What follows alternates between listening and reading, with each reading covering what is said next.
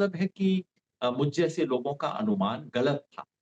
अ, ज़मीन पर कुछ था, कोई अंडर करंट था जो पकड़ने में हम पूरी तरह से असमर्थ हुए। तो जब भी हैरानी होती है, पिछले 30-35 साल से मैं चुनाव देख रहा, अगर कुछ चुनाव मेरे मन में अटकते हैं जहाँ लगता है कि इतना हैरानी का परिणाम आया जिसको मैं समझ नहीं पाया, तो आज का हरियाणा का चुनाव उनमें से एक था जिसका मेरे पास जिसको समझने में कम से कम मैं तो पूरी तरह से असफल रहा। भविष्यवाणी भले ही ना की हो लेकिन असफल रहा ये मेरे को कहने में कोई गुरेज़ नहीं है। एक अंडर करंट था। ऐसा मेरा अनुमान क्यों था मैं 2-3 कारण बता देता हूँ, क्यों मैं इस आधार पे कह रहा था। पहला ये कि एक मोटी समझ थी कि लोकसभा चुनाव के बाद बीजेपी की परफॉर्मेंस हमेशा असेंबली में थोड़ा खराब गिरती है। कांग्रेस की स्थिति असेंबली में कांग्रेस और अन्य लोगों की स्थिति थोड़ा-सा सुधरती है। दूसरा आप सब लोगों की तरह मैं भी ज़मीन पे घूमा और ज़मीन पे घूम के बिल्कुल क्लियर था कि बीजेपी डाउन है। और तीसरा जितने भी तमाम ओपिनियन पोल और एग्ज़िट पोल आए, मेरे विचार से तो एक भी एग्ज़िट पोल ने अपनी लोएस्ट रेंज में भी ये नहीं कहा कि कांग्रेस 40 के नीचे 45 के नीचे आ सकती है। किसी ने मेरे ख्याल से नहीं कहा। तो इसलिए हैरानी हुई है। क्या गलती हुई होगी मैं शुरू का अनुमान बता सकता हूँ आपको, थोड़ा और विश्लेषण करना पड़ेगा। मुझे लगता है कि जी, तो ये जो जी। बीजेपी अ, ने जो एक ध्रुवीकरण का कार्ड खेला, कोई छुपा हुआ नहीं था, बीजेपी ने खुल के खेला था, 35-1 का कार्ड पहले भी खेला था और हम लोगों को लग रहा था ना इस बार नहीं चलेगा। लेकिन वो कार्ड कहीं न कहीं चला है। यानी कि ये जो जाट और गैर जाट के अंदर बाँटने की बात थी। ये कोई छुपी हुई बात नहीं है कि हरियाणा के काफ़ी इलाके में कांग्रेस के खिलाफ ये आरोप चलता था, ये एक धारणा चलती थी कि भई कांग्रेस की सरकार थी, इसका मतलब रोहतक-सोनीपत की सरकार थी, एक समुदाय विशेष की सरकार थी। और बीजेपी ने जम के इसका प्रचार किया था कि देखिए दोबारा वही सब हो रहा है और कांग्रेस की सरकार केवल स जिला विशेष और विशेष की सरकार होगी। अ, ये अंडर करेंट हो सकता है लोगों ने खुल के कहा ना हो, लेकिन कहीं न कहीं लोगों के मन में ये डर था और इसका खंडन करने में, लोगों को भरोसा देने में सफल नहीं। तो कहें योगेंद्र कि यादव कांग्रेस पार्टी ने अपना बना बनाया चुनाव बिगाड़ लिया। जो शैलजा वर्सेस हुड्डा वर्सेस सुरजेवाला, जो एक तरह एक वक्त लग रहा था कि कांग्रेस के पक्ष में जाएगा कि शैलजा को मजबूती मिल रही है तो दलित वोट भी कांग्रेस के पास आएगा। भूपेंद्र सिंह हुड्डा का दावा है, उनके बेटे का दावा है तो जाट वोट भी आएगा। ये जो एक रणनीति लग रही थी, बेसिकली बुनियादी तौर पर कांग्रेस इस लड़ाई में अपना चुनाव खराब कर रही थी और आखिर में वही हुआ। देखिए, इसमें तो कोई शक ही नहीं कि कुछ ना कुछ कांग्रेस की तरफ से गड़बड़ हुई है, गलती हुई है। कोई ना कोई स्ट्रैटेजिक मिस्टेक तो हुआ है। वो क्या है ये ध्यान से देखना होगा। शैलजा जी ने अपना असंतोष जाहिर किया था। उससे कहीं न कहीं ये मैसेज गया। लेकिन क्या शैलजा जी की बात पूरे हरियाणा के दलित समाज तक पहुँची और वो छिटक गया? इसका प्रमाण ज़मीन पे मुझे मिला नहीं। और दूसरा आप ये भी देखिए कि जो खुद शैलजा जी का इलाका है, सिरसा, फ़तेहाबाद और आप आगे समझ लीजिए अम्बाला तक आप उसको ले जाइए। वहाँ कांग्रेस का परफॉर्मेंस खराब नहीं है। वहाँ इनफैक्ट कांग्रेस जहाँ पे भी थोड़ा बहुत इलाका जहाँ कांग्रेस को गेन्स हुए हैं इस बार, वो यही इलाका है। सुरजेवाला जी ने इस बार चुनाव में अपने आप को मोटे तौर पे 2-3 कॉन्स्टिट्यूएंसीज़ तक सीमित करके रखा।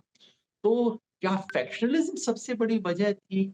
ऐसा मुझे नहीं लगा और आपको सच बताऊँ तो जब चुनाव शुरू हुआ, मुझे लग रहा था कि कांग्रेस की अंदरूनी घमासान के चलते कम से कम 30-40 जगह पे बागी उम्मीदवार खड़े हो जाएँगे। अंततः केवल 20 जगहों पे खड़े। तो फैक्शनलिज़्म एट लीस्ट उसके ओपन सेंस में, वो शायद कम बात रही होगी, लेकिन उससे जो मैसेज गया कि भाई कांग्रेस में सिर्फ एक नेता की, एक जाति की, एक वर्ग की चलती है। वो मैसेज कहीं जनता में पहुँचा या बीजेपी उसको पहुँचाने में कामयाब रही, ऐसा लगता है। योगेंद्र जी, ये जो कांग्रेस पार्टी का प्रदर्शन है, दरअसल लोकसभा चुनावों में जो नतीजे आए उसके बाद कहा गया कि बीजेपी का डाउन स्लाइड शुरू हो गया है। यहां से बीजेपी जो है देश भर में जो उसकी हवा बनी हुई थी वो उसका बबल फूट गया है। उसका लिटमस टेस्ट था हरियाणा। क्या हरियाणा में कांग्रेस पार्टी ने अपने प्रदर्शन से पूरे राष्ट्रीय स्तर पर क्या कांग्रेस पार्टी का जो प्रदर्शन हरियाणा के इस चुनाव में हुआ है वो राष्ट्रीय स्तर पर इंडिया गठबंधन की संभावनाओं को धूमिल करेगा? झटका लगेगा, इसमें कोई शक नहीं। देखिए, इस परिणामों के विश्लेषण के बारे में एक सामान्य नियम है कि अगर कांग्रेस जीत गई होती तो मेरे जैसे लोग क्या कह रहे होते, जो कह रहे होते उसका विलोम आज सच है। ये तो बात कहनी पड़ेगी ना। अगर कांग्रेस जीत जाती तो मैं कहता कि देखिए, हरियाणा का वोट सीधे सीधे झारखंड और महाराष्ट्र के वोटर को भले ही प्रभावित ना करे, लेकिन कार्यकर्ता के मनोबल को प्रभावित करता है, मूड को प्रभावित करता है, मोमेंटम को प्रभावित करता है। तो अब जाहिर है अगर कांग्रेस हारी है तो इसका नेगेटिव असर तो होगा ही।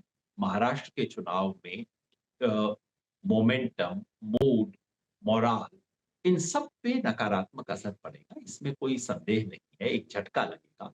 हरियाणा लिटमस टेस्ट नहीं था मगर पहला टेस्ट था, और पहला टेस्ट में फेल होना अब ऑपोजिशन के ऊपर इंडिया गठबंधन पे ज्यादा जिम्मेवारी डालता है कि अब इंडिया गठबंधन को सहेज के संभाल के रखा जाए और समझदारी से चुनाव में लड़ा जाए। और चुनाव की जो एक तरह की कॉम्प्लेसेंसी आ जाती है, हरियाणा में शायद कांग्रेस को आ गई हो। मुझ जैसे लोगों को भी लगता था कि हाँ, ये तो जीता हुआ चुनाव है, इसमें क्या बहुत बड़ी बात है। लेकिन उस तरह की कॉम्प्लेसेंसी ना आने दें और इसको और ध्यान से लड़ें, गंभीरता से लड़ें। ये बात आज जाहिर हुई। योगेंद्र जी, राहुल गांधी पर इस पर जरूर बात करना चाहूंगा मैं कि लोकसभा चुनावों में जिस तरह के प्रदर्शन हुए, लोकसभा चुनावों में जिस तरह का प्रदर्शन हुआ, बीजेपी को झटका लगा। उसके बाद हमने पार्लियामेंट के अंदर एक एग्रेसिव राहुल गांधी को देखा। असल में पिछले 2 साल से राहुल गांधी जो चुनावों की तैयारी कर रहे थे वो काफी हद तक उसमें एक कामयाब नजर आए। नतीजे जो भी रहे हों, लेकिन कोशिशें कामयाब नजर आई एक विपक्षी नेता के तौर पर उनकी। और लगा कि राहुल गांधी जो है उनकी लोकप्रियता का ग्राफ बढ़ा, तमाम सर्वे उन्हें उनकी लोकप्रियता का ग्राफ बढ़ाने लगे, पब्लिक के अंदर छवि बदली। हरियाणा में भी राहुल गांधी ने बहुत एग्रेसिव कैंपेनिंग की और कहा गया कि आखिरी मिनटों में, आखिरी लम्हों में राहुल गांधी ने जैसे अपने कंधों पर लेते हुए कांग्रेस को जिताने की जिम्मेदारी ली। एक नेता के तौर पर राहुल गांधी की छवि को भी झटका लगेगा इस चुनाव के नतीजों से? अब ये निष्कर्ष हम नहीं निकाल सकते, क्योंकि देखिए, पहली बात तो ये है कि ये चुनाव ना तो मोदी जी का चुनाव था ना राहुल गांधी का चुनाव था। अब जरूर है कि जीतने के बाद बीजेपी मोदी जी को श्रेय देगी, और अगर जीतती नहीं तो बीजेपी वाले कहते अरे मोदी जी थे ही नहीं चुनाव में। लगभग यही बात कि राहुल गांधी, अगर कांग्रेस जीत जाती तो जरूर कहते कि राहुल गांधी की वजह से जीते, और आज नहीं जीते हैं तो बीजेपी वाले कहेंगे देखिए राहुल गांधी की वजह से हार गए। मेरे विचार से पहली बात तो ये कि मुख्यतः स्थानीय चुनाव था दोनों पक्षों की तरफ से। जहां तक राहुल गांधी की बात है, मैं समझता हूं कि इस चुनाव से 1.5-2 साल पहले तक जनता का बीजेपी से मोह भंग हुआ था। राहुल गांधी और कांग्रेस के उभार की वजह से जो नॉन बीजेपी वोट था वो सारा कांग्रेस की तरफ आया। राहुल गांधी और राष्ट्रीय नेतृत्व की एक विशेष जिम्मेवारी इस चुनाव में ये थी, ये सुनिश्चित करना कि ऐसा न दिखे कि सारी पार्टी एक परिवार, एक जाति, एक इलाके के हाथ में। वो शायद नहीं हो पाया। उसके लिए कुछ लोग कहेंगे राहुल गांधी ने जो किया उससे असर नहीं हुआ, लेकिन एक दूसरा तर्क भी है। क्या राहुल गांधी को कहीं ज्यादा कैंपेन करना चाहिए था? राहुल गांधी, प्रियंका गांधी, कांग्रेस का नेतृत्व, कांग्रेस का राष्ट्रीय नेतृत्व, ताकि जनता को ये भरोसा दे सकते कि भाई पार्टी किसी एक परिवार, एक व्यक्ति, एक इलाके के हाथ में नहीं, पार्टी सबकी।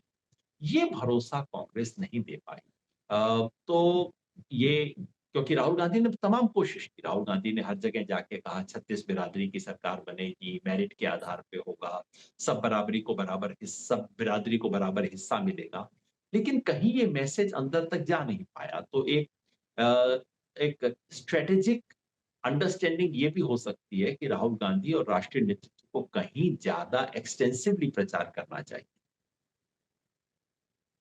संविधान, बीजेपी संविधान बदल देगी और बीजेपी आरक्षण को खत्म कर देगी। राहुल गांधी का लगातार ये कहना कि हम जातीय जनगणना करवाएंगे, ये जो एक नैरेटिव बहुत पुख्ता तौर पर सेट हुआ था लोकसभा चुनाव में, तो ऐसा लगता है कि विधानसभा में आकर, चाहे वो बेरोजगारी, अग्निवीर जैसे जो राष्ट्रीय मुद्दे थे, अब तो विधानसभा चुनाव ही होने हैं। लोकसभा चुनाव तो 5 साल बाद आएंगे, तो विधानसभा चुनावों में ये मुद्दे नहीं चल रहे हैं। ये मतलब संविधान, आरक्षण, जातीय जनगणना, ये एक फेल्ड कैंपेन हो गई। फेल्ड नहीं, पर 2-3 चीजें हैं। पहला तो ये कि संविधान का मुद्दा लोकसभा चुनाव में चला, विधानसभा चुनाव में उतना नहीं चला। बीजेपी की ये कोशिश कि राहुल गांधी आरक्षण विरोधी है, वो भी शायद कोई नहीं चली। कम से कम इन चीजों की कोई गूंज मैंने ना पक्ष में ना विपक्ष में बहुत ज्यादा देखी। रही बात जातीय जनगणना और ओबीसी की, देखिए हरियाणा में अगड़े पिछड़े का मामला उस तरह का बिल्कुल नहीं है जैसा कि उत्तर प्रदेश, बिहार में, क्योंकि हरियाणा में उस मायने में अगड़ों का वर्चस्व कभी रहा ही नहीं। जो सवर्ण हिंदू समाज है, उस संख्या की दृष्टि से और अपनी सामाजिक आर्थिक हैसियत की दृष्टि से बहुत छोटा है हरियाणा। इसलिए उस तरह से अगड़े पिछड़े का सवाल हरियाणा में, और जातीय जनगणना हरियाणा में बहुत बड़ा सवाल बन नहीं सकता था, बना नहीं, लेकिन बाकी इलाकों के लिए रेलेवेंट रहेगा, ऐसी मेरी मान्यता है। सवाल ये भी कि जो साइलेंट वोटर है, अब की बार ऐसा क्यों लग रहा है कि उनको पहचानने में एक गलती हो गई? वो गलती हुई मीडिया से, वो गलती हुई सर्वे करने वालों से, वो गलती हुई एग्जिट पोल करने वालों से भी। क्या हम ये माने कि एक तबका बीजेपी के साथ बड़ा सहज है, और वो सहज इसलिए है क्योंकि उन जातियों को पॉलिटिकल स्पेस मिला है जिन जातियों को पहले स्पेस नहीं मिला था? इसमें कोई शक नहीं है कि बीजेपी ने एक स्पष्ट रणनीति के जरिए उन जातियों को स्पेस दिया जिन्हें पहले कम स्पेस मिला था, और केवल मुख्यमंत्री के स्तर पे नहीं। मुख्यमंत्री पहला पंजाबी था, दूसरा सैनी लेके आए वो लोग, और एक क्लियर रणनीति के तहत। ऐसा नहीं कि बीजेपी में जाट नेता नहीं थे, बीजेपी ने स्पष्ट सोच बना के और मैसेज देने के लिए किया कि देखो सिर्फ हम ही है जो कि गैर जाट को लेके आ सकते। तो बीजेपी ने ये किया। निचले स्तर पे भी उन्होंने जाटों को टिकट भी कम दिया और बाकी समुदायों को ज्यादा टिकट दिया, वो सब बीजेपी ने किया। और एक सबक तो बिल्कुल स्पष्ट है कि अब हरियाणा में कांग्रेस या कोई भी जो बीजेपी का मुकाबला करना चाहता है, उसको व्यापक लोगों को साथ लेने की कोई रणनीति बनानी होगी। और ये जो मुख्यतः जाट आधारित पार्टी, जो वास्तव में है नहीं है, उसमें तमाम कांग्रेस को दलित का भी समर्थन है, लेकिन ये जो छवि बनी है, इस छवि को तोड़ने की कोई प्रयास कांग्रेस को करना पड़ेगा। इसका उदाहरण आप उत्तर प्रदेश में ले सकते हैं। अखिलेश यादव की जब तक ये छवि रही कि भाई केवल यादवों की पार्टी है और मुसलमानों का वोट मिल जाता है साथ में, इसके बाहर किसी का नहीं, तब तक अखिलेश सफल नहीं हो पाए। लोकसभा चुनाव में जब उन्होंने आउट ऑफ द वे जाके बाकियों को एकोमोडेट किया, तब वो सफल हो पाए। मैं समझता हूँ यही एक सबक इस वक्त कांग्रेस के लिए। बहुत शुक्रिया सर, आप हमारे साथ जुड़े, बहुत बहुत शुक्रिया योगेंद्र साहब। तो आप यहाँ पर योगेंद्र साहब को सुन रहे थे। आपने